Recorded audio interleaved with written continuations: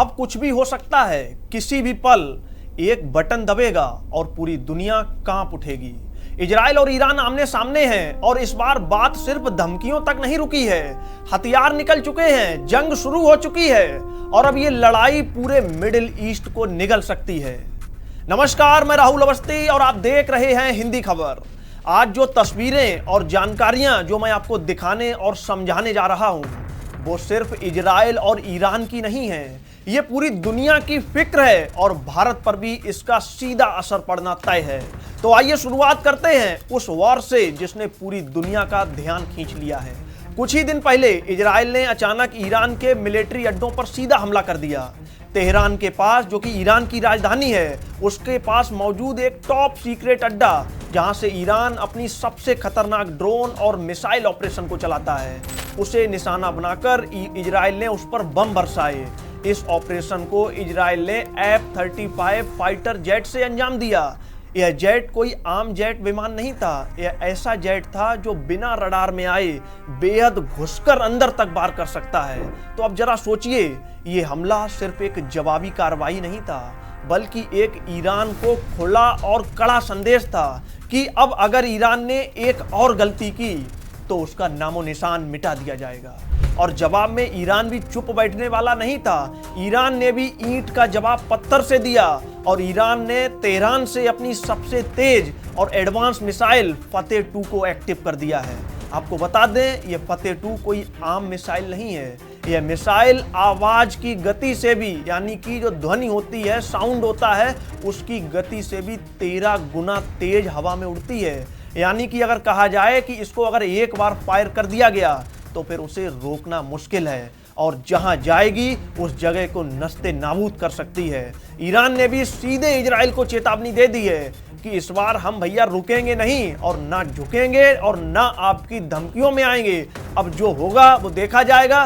जंग आखिरी होगी और निर्णायक होगी। और अब हम बात करते हैं इस जंग में सबसे अहम और तीसरे किरदार की, जो कि अमेरिका है। अमेरिकी राष्ट्रपति डोनाल्ड ट्रंप ने खुलकर कह दिया है कि ईरान अगर पीछे नहीं हटा तो हम उसे खत्म कर देंगे।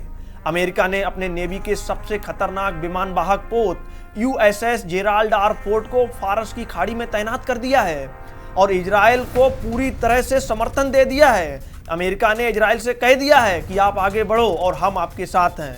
तो अब इस बात से बिल्कुल साफ है कि ये जंग अब इजराइल और ईरान के बीच नहीं है, बल्कि इस लड़ाई में सीरिया, लेबनान, यमन जैसे देश भी अब धीरे धीरे खिंचते आ रहे हैं। और जब एक के बाद एक देश इस आग में कूदने लगे तो इतिहास गवाह है, उसे विश्व युद्ध कहा जाता है। पहला वर्ल्ड वॉर भी एक ऐसे ही हत्याकांड से शुरू हुआ था और दूसरा एक राष्ट्र के लालच से। अब सवाल है कि क्या तीसरा विश्व युद्ध आस्था और अस्तित्व की लड़ाई से शुरू होगा? और अगर ऐसा हुआ तो भारत इससे अछूता नहीं रहेगा। भारत हर दिन लाखों बैरल कच्चा तेल मिडिल ईस्ट से मंगाता है। अगर खाड़ी में युद्ध छिड़ गया तो सबसे पहले तेल की सप्लाई पर बहुत बड़ा असर पड़ेगा। आपको बता दें, अगर युद्ध हुआ तो तेल महंगा होगा, डॉलर और ज्यादा महंगा होगा और इसका असर हमारी सीधा जेब पर पड़ेगा। अगर पेट्रोल की बात करें तो जो पेट्रोल आज आप 97 से 100 रुपए के बीच में लेते हैं, उन पेट्रोल के दाम आसमान छूकर 150 से 200 रुपए तक जा सकते हैं। गैस सिलेंडर हो, खाने पीने का सामान हो, सब कुछ महंगा हो जाएगा अगर यह युद्ध ना टला। और इसका असर हमारी जेब पर ही नहीं पड़ेगा, बल्कि इसका असर हमारी सुरक्षा पर भी पड़ेगा। भारत को पाकिस्तान और चीन से पहले से ही खतरा है और अगर मिडिल ईस्ट में युद्ध जैसे हालात बनते हैं तो इन देशों को भी मौके मिल सकते हैं। यानी कि जंग चाहे इजराइल ईरान की हो, लेकिन इसके बादल हर देश पर मंडरा रहे हैं। अब ये सवाल सिर्फ सैनिकों का नहीं, बल्कि हर आम आदमी का है कि क्या ये लड़ाई टल सकती है? क्या शांति की वाकई में कोई गुंजाइश अभी बाकी है, या फिर इंसानियत फिर एक बार उसी रास्ते पर चल पड़ी है जहां से फिर वापसी नहीं होती? आप देख रहे थे हिंदी खबर। मैं हूं आपके साथ राहुल अवस्थी। जल्द लौटूंगा एक ऐसी ही बड़ी खबर के साथ।